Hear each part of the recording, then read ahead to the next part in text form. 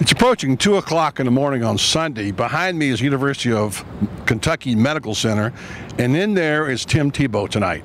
He's being held for observation for what the University of Florida said were precautionary measures after suffering a head injury in the game Saturday night at Commonwealth Stadium. As most of you know by now, Tim Tebow was hit by a defensive lineman from Kentucky, Taylor Wyndham. And what we didn't know at the time is that when Tim was hit backwards, his head really suffered a blow on the knee of his own offensive lineman, Marcus Gilbert.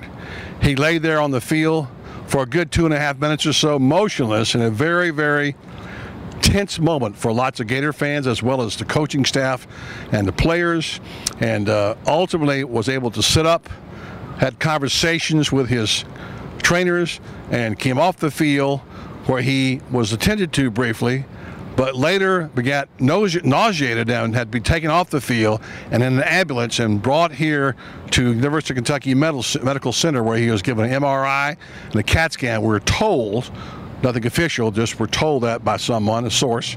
And we understand there's also some radiological reports that are supposed to be looked at tomorrow. We're not sure how long Tim will be here, if he'll be here beyond tomorrow. We attempted to get into the hospital to check his condition. No one was able to give us that information. In fact, we're not allowed to be in the hospital, so we came out here to file this report. A number of fans were there. We did run across several. We asked security about that. They said yes. People came up, said they asked to go back and see Tim. Several said they want to go hold his hand and pray with him. We saw University of Florida medical staff here earlier in front of the hospital. We have heard reports that his father, Bob Tebow, is here, as well as his brother, Robbie. And that's all we know right now. Of course, everyone wishing Tim Tebow well and sending their prayers to him. A very, very scary moment when it happened. Urban Meyer saying in his conversation with Tim, I asked him, what did you say? Well, I grabbed his hand, and he grabbed my hand. I looked at him, and he, you know, and I said, how you doing? He said, good. And he asked me, did I hold on to the ball? And, you know, typical Tebow. And, yeah, did I hang on to it?